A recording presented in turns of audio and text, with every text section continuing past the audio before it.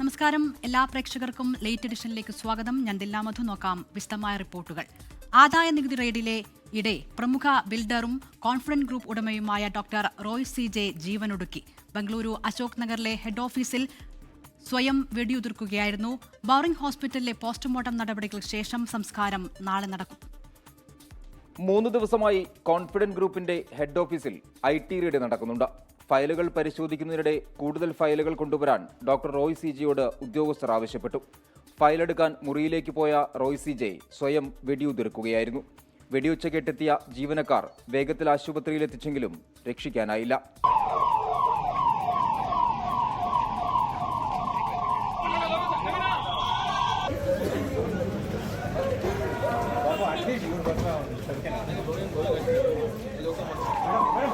Doctor Roy CJയെ arrest ചെയ്യുമെന്ന സൂചനയുണ്ടായിരുന്നുവെന്നും 1 മണിക്കൂറോളം IT ഉദ്യോഗസ്ഥർ ചോദ്യം ചെയ്തുവെന്നും ജീവനക്കാർ മൊഴി നൽകി. ഡോക്ടർ റോയ് CJയുടെ മരണത്തിൽ ആത്മഹത്യയ്ക്ക് പോലീസ് കേസെടുത്തു. Since last 2 to 3 days, the income tax team were having a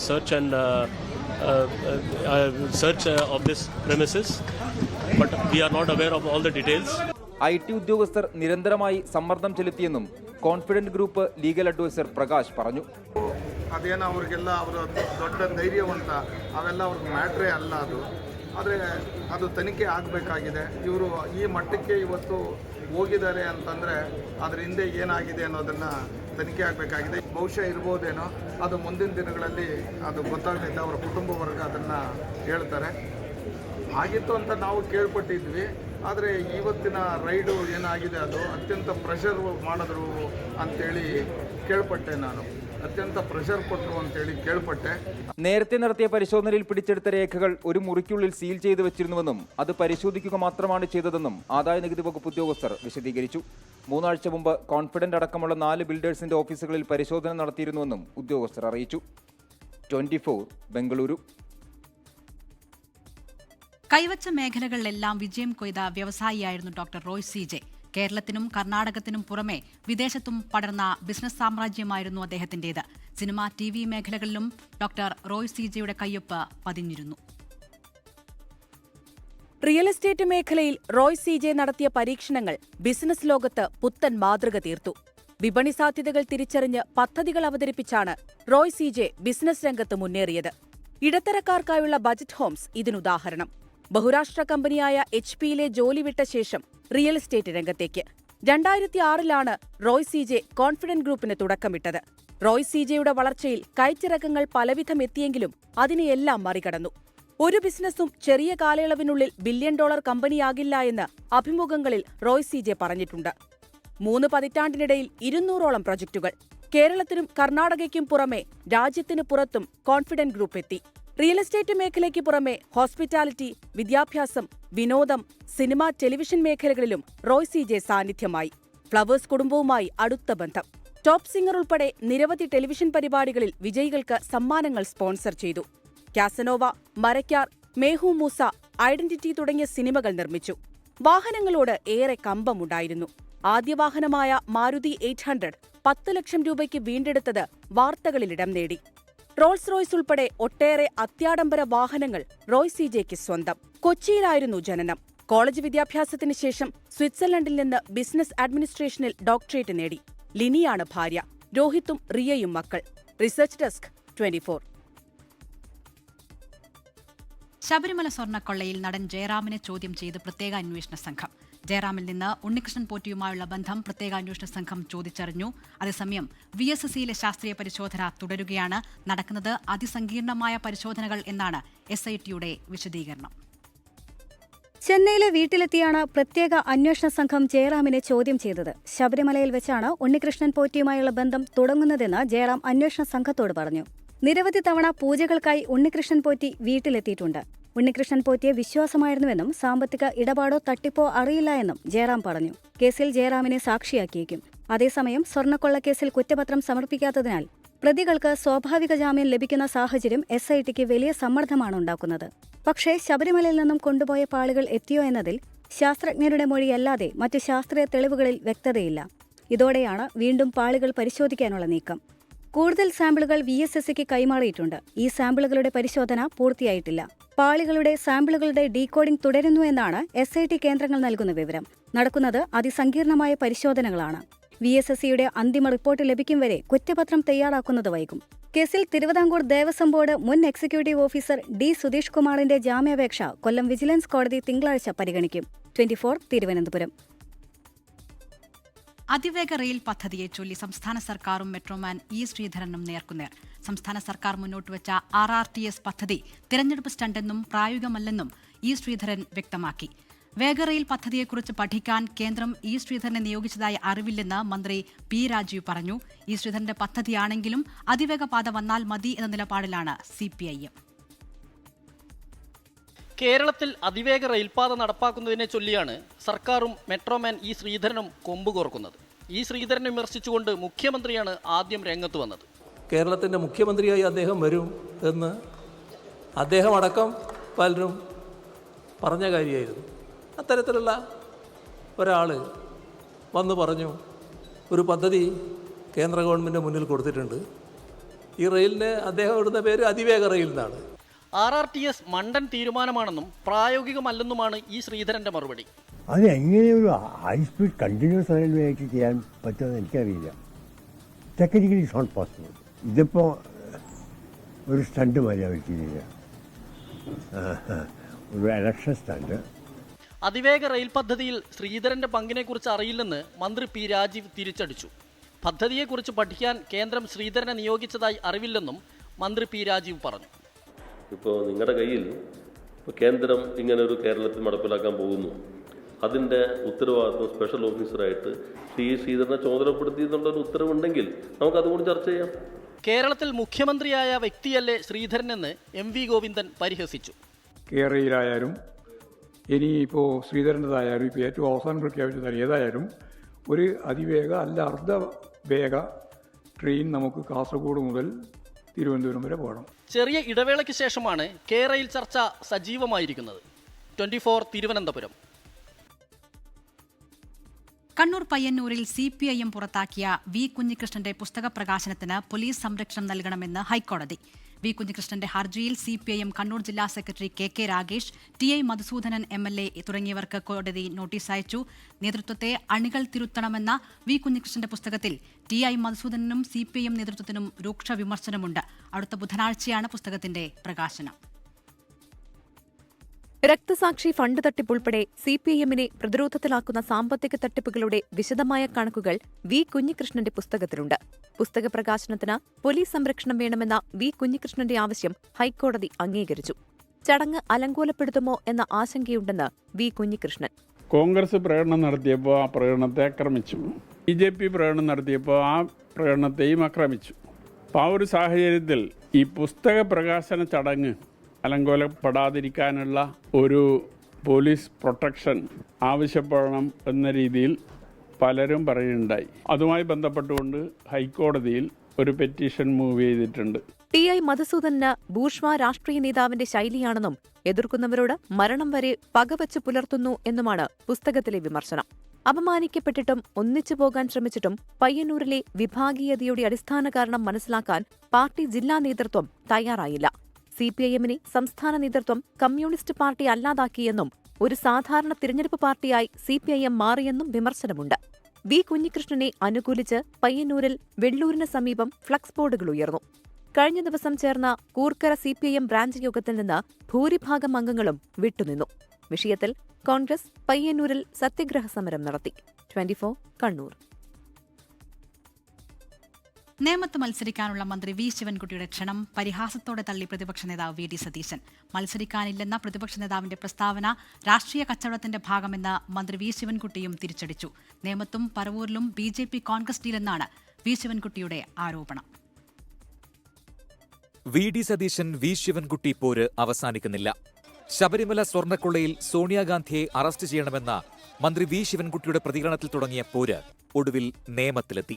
നേമത്ത് മത്സരിക്കാനുള്ള V. ശിവൻകുട്ടിയുടെ ക്ഷണത്തിന് പ്രതിപക്ഷ നേതാവിന്റെ പരിഹാസ മറുപടി. ഞാൻ നിലവാരം കുറഞ്ഞ ആളാണെന്ന് പറഞ്ഞിട്ട് എന്നെ വെല്ലുവിളിക്കുകയല്ലേ. ഞാൻ നിലവാരം കുറഞ്ഞ ഒരാൾ, അദ്ദേഹത്തെക്കാൾ നിലവാരം കുറഞ്ഞ ഒരാളാണ്. അദ്ദേഹത്തിന് എന്നേക്കാൾ നിലവാരവും എന്നേക്കാൾ സംസ്കാരമുള്ള ഒരാളാണ്. ഞാൻ തർക്കിക്കാനും വഴക്കിടാനുമില്ല. പിന്നാലെ പ്രതിപക്ഷ നേതാവിന് തിരിച്ചടിയുമായി മന്ത്രി വി ശിവൻകുട്ടി. മത്സരിക്കാനില്ലെന്ന പ്രതിപക്ഷ നേതാവിന്റെ പ്രസ്താവന BJPയുമായുള്ള ഡീലിന്റെ ഭാഗമെന്ന് മന്ത്രി. പ്രതിപക്ഷ നേതാവ് മത്സരിക്കുന്ന മണ്ഡലവും തമ്മിൽ ഒരു ഡീലുണ്ടാക്കിയിരിക്കുക. ആ ഡീല് അതിന് തെളിവൊന്നുമില്ല.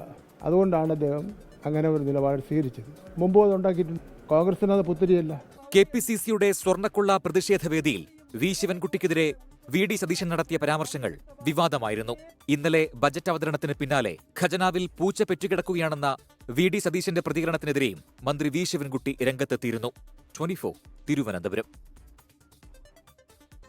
ഇപ്പോൾ വരുന്നൊരു അപകട വാർത്തയിലേക്കാണ്. കൊച്ചി ചെല്ലാനത്ത് സ്വകാര്യ ബസ്സിടിച്ച് 8 വയസ്സുകാരൻ മരിച്ചു. നോർത്ത് ചെല്ലാനം മറുവക്കാട് കാളിപ്പറമ്പിൽ എനോയ് ജൂഡാണ് മരിച്ചത്. ലിഡിയ ജേക്കബ് വിവരങ്ങളുമായി കൊച്ചിയിൽ നിന്ന് ചേരുകയാണ്. ലിഡിയ, സങ്കടകരമായ വാർത്ത, 8 വയസ്സുകാരൻ മരിച്ചിരിക്കുന്നു. എപ്പോഴായിരുന്നു അപകടം? എന്താണ് കൂടുതൽ വിവരങ്ങൾ? ഇന്ന് വൈകുന്നേരം 7 മണിയോടെയാണ് അപകടമുണ്ടായത്. ചെല്ലാനം ഭാഗത്ത്, ചെല്ലാനം കാളിപ്പറമ്പിൽ ജൂഡിന്റെ മകൻ എന്നോയ് ജൂഡാണ് മരിച്ചിരിക്കുന്നത്. ബസ് നിയന്ത്രണം ഇട്ട ബസ് നടന്നു പോയിരുന്ന കുട്ടിയെ ഇടിക്കുകയായിരുന്നു. കുട്ടി തൽക്ഷണം മരിച്ചു എന്നാണ് അറിയാൻ സാധിക്കുന്നത്. വളരെ ദുഃഖകരമായിട്ടുള്ള ഒരു വാർത്ത തന്നെയാണ്. ഈ ചെല്ലാനം റൂട്ടിൽ സർവീസ് നടത്തുന്ന ശ്രീനന്ദ എന്ന ബസ്സാണ് അപകടമുണ്ടാക്കിയത്. ഈ ബസ് വീണ്ടും പോയി ഒരു ഇലക്ട്രിക് പോസ്റ്റിൽ ഇടിക്കുകയും അത്തരത്തിൽ വലിയൊരു അപകടം ഉണ്ടാവുകയും ചെയ്തിട്ടുണ്ട്. എന്തായാലും വഴിയരികിൽ കൂടി നടന്നു പോകുന്ന കുട്ടിയെ ആണ് ഇടിച്ച് ഇത്തരത്തിൽ കുട്ടി മരിച്ചിരിക്കുകയാണ്. ലിഡിയ ജേക്കബ് കൊച്ചിയിൽ നിന്ന് വിവരങ്ങൾ നൽകിയത്. ഇനി തിരഞ്ഞെടുപ്പ് വാർത്തകളിലേക്ക്.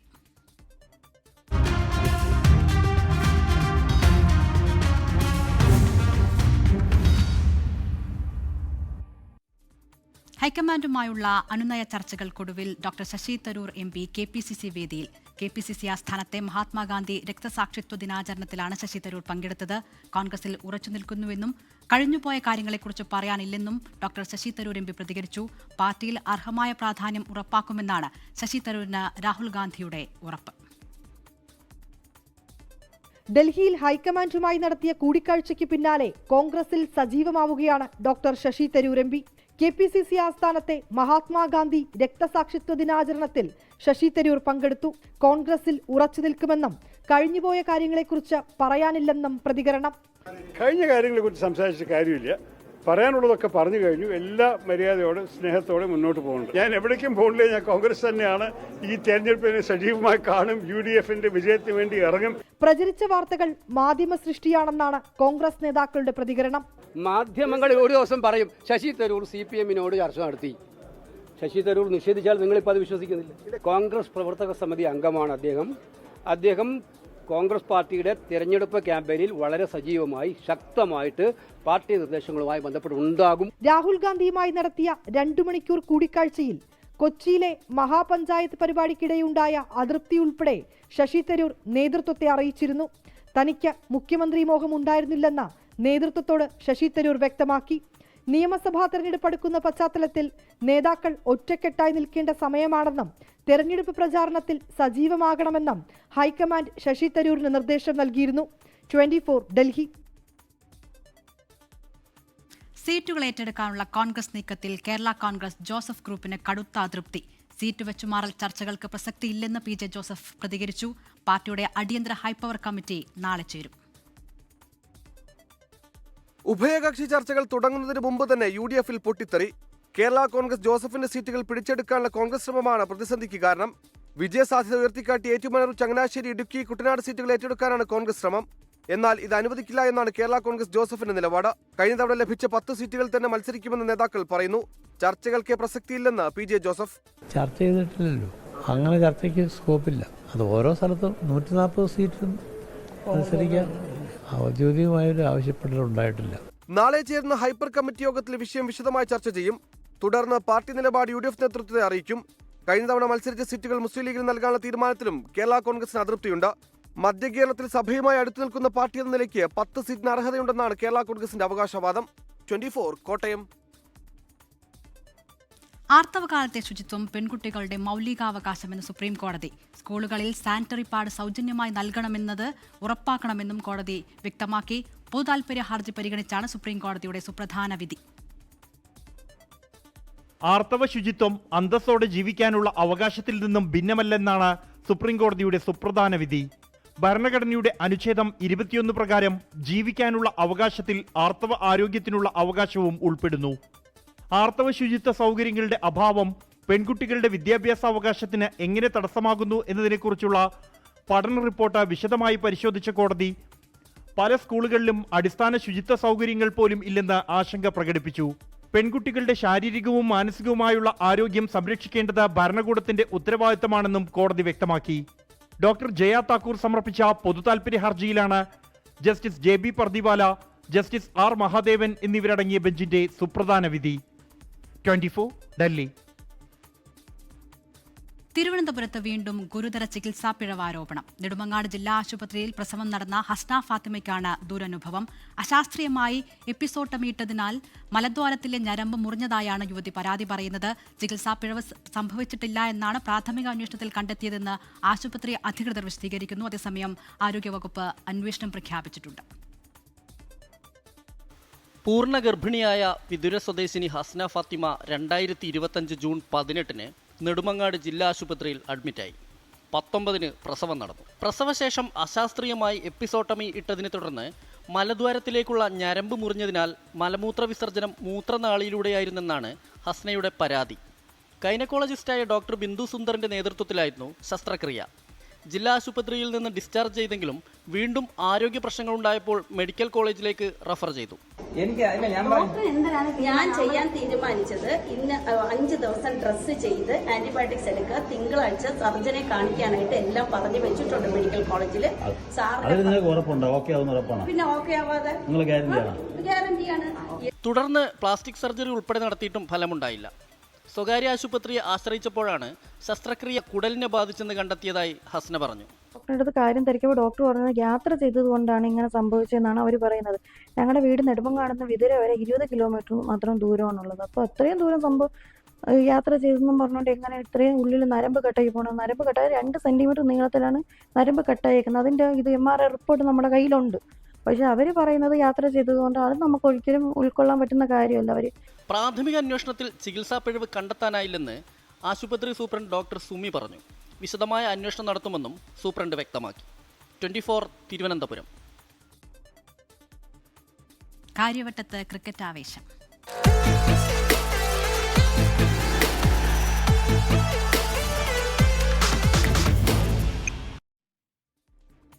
ഇന്ത്യ ന്യൂസിലൻഡ് 5ാം T20 മത്സരത്തിനിറങ്ങി കാര്യവട്ടം ഗ്രീൻഫീൽഡ് സ്റ്റേഡിയം. നാളെ രാത്രി 7 മണിക്കാണ് മത്സരം. ഇന്ത്യൻ ടീം ഇന്ന് സ്റ്റേഡിയത്തിൽ പരിശീലനം നടത്തി. കാര്യവട്ടം ഗ്രീൻഫീൽഡ് സ്റ്റേഡിയത്തിൽ നിന്ന് അനിൽ വാസുദേവ് തയ്യാറാക്കിയ റിപ്പോർട്ട് കാണാം.